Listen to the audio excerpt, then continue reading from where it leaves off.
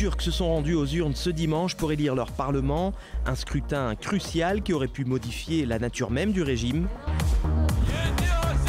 Car l'AKP d'Erdogan a fait campagne pour la présidentialisation du système. Pari perdu pour le leader islamo-conservateur privé de sa majorité absolue au Parlement. En franchissant la barre des 10%, les Kurdes de l'HDP ont créé la surprise.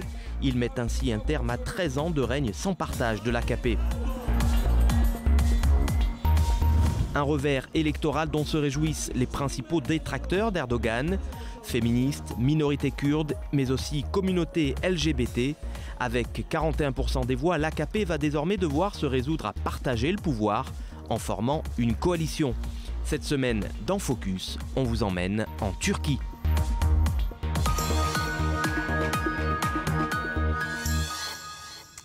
Bonsoir, bienvenue, merci de votre fidélité. Focus ce soir consacré à la Turquie. Pari perdu pour le président Erdogan, il n'y a donc pas eu de raz-de-marée de l'AKP au Parlement. Celui qui se rêvait en nouveau sultan va donc devoir se résoudre à partager le pouvoir. On va tenter de comprendre si la Turquie est oui ou non entrée dans une nouvelle ère après ce scrutin. Avec vous, Laura Wells, bonsoir, vous êtes journaliste à Istanbul. Merci à vous. Alors avec cette victoire en demi-teinte, est-ce qu'Erdogan va-t-il devoir abandonner son projet de réforme de la Constitution ? Eh bien, il y avait déjà beaucoup de gens qui voyaient Erdogan dehors pendant les manifestations de Gezi ou le scandale de corruption en 2013, par exemple. Mais il a toujours fini par doubler ses voix. Donc je ne pense pas qu'il a abandonné son rêve d'un système présidentiel, mais sa façon de faire sera différente maintenant. Je suis sûre qu'il est en train d'évaluer ses plans A, B et C en ce moment même. Comment vous expliquez ce recul de l'AKP ? Eh bien, la rhétorique du Premier ministre et du Président est plutôt négative. Ils ont parlé des minorités, ils ont dit que des terroristes étaient à l'origine de l'HDP, le nouveau parti kurde. Les votants n'acceptent plus ces choses-là. Ils avaient déjà utilisé cette rhétorique pour parler des manifestants du parc Gezi, par exemple. Beaucoup de gens pensaient que ces manifestants étaient des voyous. Par contre, dans ce cas-ci, ils parlent de politiciens, et ces politiciens ne sont pas des voyous. Donc je pense que faire campagne aussi négativement les a desservis. Alors la grande surprise de ce scrutin, ça a été l'entrée au Parlement de l'HDP, le parti kurde. On connaît assez mal ce parti. Est-ce que vous pouvez nous expliquer quel est son programme ? Eh bien d'abord, l'HDP essaye de soutenir les minorités, y compris les Kurdes, mais ils ont aussi des membres qui sont arméniens, l'un d'entre eux était homosexuel, ils avaient aussi des chrétiens. Donc ils essaient vraiment de faire avancer le combat pour les droits des minorités, puis leurs intégrations.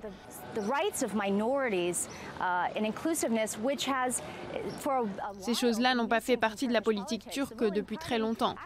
Le parti au pouvoir est arrivé en 2002 et avait promis beaucoup de ces choses-là. Ils ont réussi à faire avancer le processus de paix avec les Kurdes, par exemple. Mais aujourd'hui, beaucoup de minorités veulent plus de changements, surtout à cause du discours d'Erdogan contre les Arméniens, contre les Kurdes. Ils veulent voir du changement. Laura Wells, dernière question. Les experts évoquent 3 scénarios possibles. Premièrement, le jeu des alliances avec la formation d'une coalition, la constitution d'un gouvernement minoritaire ou alors le scrutin anticipé. Lequel de ces 3 scénarios vous paraît le plus probable ? Eh bien, pour l'instant, on joue encore aux devinettes. L'AKP a dit qu'il préfère former une coalition avec des partenaires plutôt que de refaire des élections. Mais avec cela, les partis de l'opposition sont plutôt opposés à s'allier avec l'AKP. Par contre, le parti nationaliste, MHP, qui est un parti conservateur, qui a beaucoup de choses en commun avec l'AKP, a dit qu'ils ne feront pas partie d'une coalition qui ferait d'Erdogan un sultan. Ils souhaitent le voir prendre un pas en arrière. Je pense que c'est une option, mais je ne suis pas sûre qu'Erdogan voudra faire cela.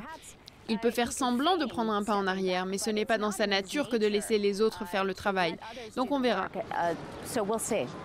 Laura Wells, en direct d'Istanbul, merci pour cet éclairage. Merci beaucoup. Il a salué les printemps arabes, mais soutenu les frères musulmans. Il est engagé dans la coalition contre Daesh, mais ses rapports aux djihadistes restent ambigus. Adhérer à l'Union européenne ou devenir le nouveau sultan, difficile de s'y retrouver donc dans la politique étrangère d'Erdogan. Une chose est sûre, et ce n'est peut-être pas un hasard, elle aura été la grande absente de ces élections. Pour en parler, on va rejoindre Moran Stern, il est chercheur à l'université de Georgetown aux États-Unis. Bonsoir Moran, vous êtes spécialiste de la Turquie, bonsoir. Bonsoir Cyril.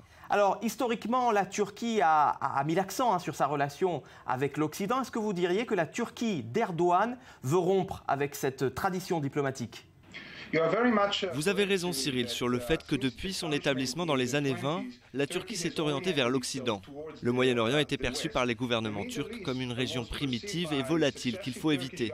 Selon eux, pour que la Turquie puisse progresser et être intégrée dans le monde, il faut se tourner vers l'Ouest. Cela a dramatiquement changé au début des années 2000 avec la montée du Parti de la Justice et du Développement, le AKP, dirigé par Erdogan. La nouvelle politique étrangère cherchait à bénéficier du Moyen-Orient. Donc la région est devenue pour la Turquie une sphère d'opportunités qu'il faut utiliser plutôt que de s'en éloigner. On sait qu'Ankara a beaucoup soutenu les printemps arabes avant de soutenir les frères musulmans. Est-ce qu'avec du recul, c'était un pari judicieux ? Clairement non. Tout d'abord, de prendre un pari dans le Moyen-Orient d'aujourd'hui, c'est quelque chose de très risqué. En Égypte, la Turquie a été trop rapide dans sa conclusion qu'elle était du bon côté de l'histoire en soutenant les frères musulmans. La Turquie a maintenu, et elle a eu raison de le faire, que son soutien pour les frères musulmans était dû au fait que le gouvernement des frères musulmans avait été élu démocratiquement et était donc légitime. C'est vrai, mais si on creuse plus profond, le soutien politique et diplomatique de la Turquie aux frères musulmans est en réalité dû à une affinité religieuse et idéologique entre les leaders du parti AKP et les frères musulmans en Égypte. Alors on a souvent reproché à Ankara sa frilosité, voire peut-être même sa complicité à l'égard des djihadistes en Syrie. Est-ce que pour vous, la chute d'Assad est un intérêt majeur de la diplomatie turque ? Cyril, la chute d'Assad est le plus grand intérêt de la politique étrangère turque dans le Moyen-Orient. Vous voyez, pour la Turquie, le problème en Syrie, ce n'est pas l'État islamique et ce n'est pas Al-Qaïda. Selon la Turquie, c'est la politique d'Assad et sa brutalité qui a poussé les gens vers l'extrémisme et qui a ensuite conduit au djihadisme, à la chute du gouvernement et à une enclave kurde au nord de la Syrie. La Turquie a toujours dit qu'Assad doit partir. Cela s'est développé en un conflit plus grand dans le Moyen-Orient entre le camp sunnite, dont fait partie la Turquie, et le camp chiite. Un mot pour finir, Moran, sur la relation entre Israël et la Turquie. Est-ce que selon vous, on est sur la voie de la réconciliation ou bien au contraire, est-ce que l'alliance est rompue ? Eh bien, on sait que l'alliance est en effet rompue et on ne voit pas vraiment de rapprochement dans l'avenir proche. Il faut se rappeler de deux choses importantes. Premièrement, à travers les années, les relations turco-israéliennes dépendaient largement de la qualité du processus de paix israélo-palestinien. Donc les dirigeants turcs, y compris ceux d'aujourd'hui, avaient besoin de cela pour justifier leurs relations avec Israël face à leur population et à leurs alliés arabes. C'était important de montrer qu'Israël est proche de la paix. Par contre, ce que vous voyez aujourd'hui, c'est qu'en Turquie, il y a ce que j'appellerais l'erdoganisme, qui décrit Israël comme le grand méchant loup du Moyen-Orient. Et du côté israélien, vous avez un gouvernement nationaliste. Les relations entre les gouvernements ont échoué. Moran Stern, spécialiste de la politique étrangère turque. Merci pour cet éclairage. Merci, Sylvain.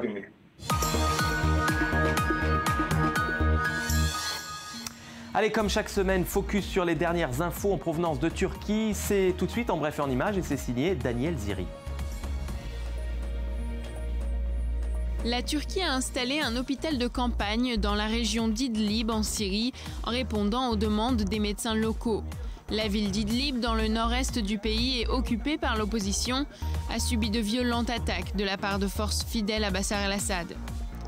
L'hôpital, qui peut accueillir 50 patients, comprend un bloc opératoire, des unités de soins intensifs, un système d'échographie et de la radiologie. Le président turc Erdogan a décidé de poursuivre en justice le chef de l'opposition turque pour diffamation. Ce dernier l'a accusé de gaspillage d'argent public et avait déclaré que le siège des toilettes dans le palace d'Erdogan était en or. Quelques jours avant le scrutin législatif, le président a tendu une invitation officielle à son opposant pour que celui-ci inspecte sa maison. Le chef de l'État a même promis de démissionner s'il y trouvait des toilettes en or. Les autorités turques ont arrêté l'ex-petit copain d'une jeune femme de 19 ans qui a été touchée par balle à la tête après avoir chanté sur le plateau d'une émission de télévision locale. L'homme de 26 ans a été arrêté pour tentative de meurtre de la chanteuse Multu Kaya, qui est toujours hospitalisée et dans le coma. L'homme continue de nier les accusations mais admet s'être opposé à la participation de Kaya dans l'émission. Un poster géant montrant les portraits du président et du Premier ministre turc figure à présent dans le livre Guinness des records en tant que l'affiche la plus grande au monde. L'image mesure 4709 mètres carrés. Elle montre les visages des deux dirigeants, fait de la juxtaposition de milliers de photos prises par les internautes turcs.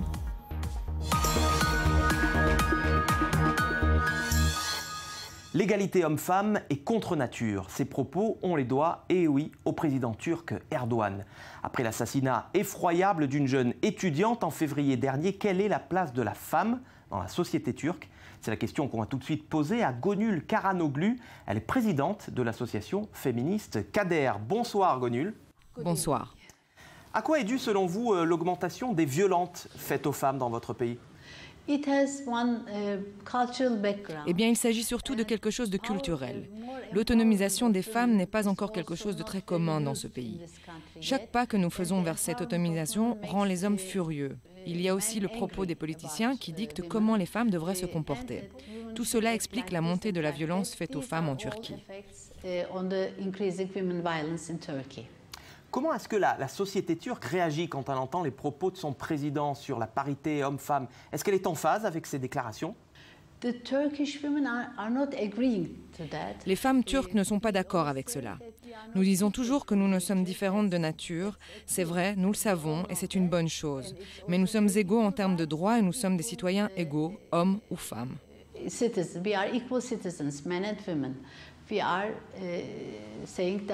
Alors les grandes gagnantes de ce scrutin, c'est évidemment les femmes, puisqu'elles sont 97 députés à faire leur entrée au Parlement. Qu'est-ce que vous attendez de ce nouveau Parlement en matière des droits de la femme?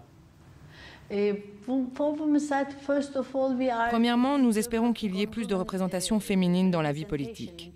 Maintenant que l'HDP est dans le Parlement, il va y avoir 20% de femmes. S'il y a une représentation égale de femmes sur la scène politique, tous les sujets qui concernent les femmes et les droits des femmes seront pris en charge de façon plus effective. Pour avoir une bonne représentation, il faut avoir au moins 33% de femmes dans le Parlement. Mais nous n'arrivons pas à ce chiffre. Après les élections, on est entre 18 et 20% de femmes dans le Parlement.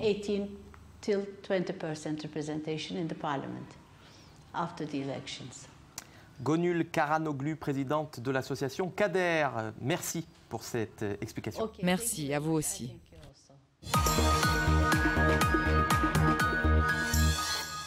Allez, on va un peu causer musique maintenant, si vous voulez bien. La musique turque est à l'image de sa composition ethnique, arabe, tzigane, byzantine, arménienne, voire même persane. Ses influences sont multiples, mais pour les batteurs et les percussionnistes, la Turquie, c'est avant tout la cymbale turque. Elle s'exporte dans le monde entier grâce à un savoir-faire traditionnel. Istanbul Mehmet est l'une des marques les plus célèbres de cymbales turques et son fondateur, Mehmet Temdeger, nous fait l'immense plaisir d'être avec nous ce soir. Bonsoir. Bonjour.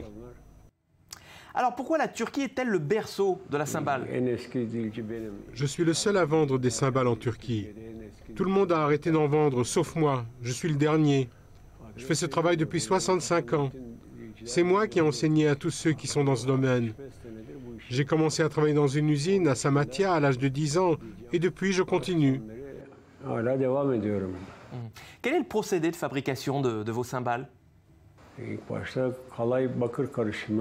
D'abord, les cymbales doivent être de la couleur du bronze. Nous versons le liquide dans le moule et nous le chauffons au four. Ensuite, nous les sortons du four pour qu'elles se refroidissent. Nous refaisons ce processus 10 fois pour chaque cymbale. Ensuite, nous les coupons dans des tailles différentes. Tout est fait main. Ensuite, on les met dans une machine qui tourne pour faire les finitions. Après cela, on les envoie à l'étage au-dessus. Là-bas, elles sont triées selon le type de musique auquel elles correspondent. Rock, jazz, etc. Ensuite, on les emballe et on les envoie à nos clients à travers le monde. Pourquoi les cymbales qui sont faites main ont-elles un meilleur son que les cymbales fabriquées de manière industrielle? Les cymbales faites main sont comme des tableaux de peinture. Vous ne pouvez jamais exactement les reproduire. C'est plutôt intéressant.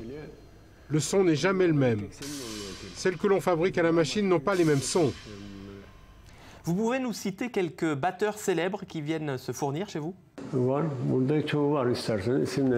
J'ai leurs photos et noms sur les murs du magasin. Je peux vous les lire. Voyons voir, il y en a beaucoup. Par exemple, là, je vois Tony Williams, Peter Erskine. Il y en a beaucoup. Mehmet Tamdeger, fabricant de cymbales turques, merci infiniment. Voilà, c'est la fin de ce focus sur la Turquie. Merci de l'avoir suivi. On se retrouve la semaine prochaine pour un nouveau numéro consacré cette fois-ci à Milan qui accueille, vous le savez, l'exposition universelle 2015. Quant à moi, je vous dis à la semaine prochaine. En attendant, vivez curieux et restez focus.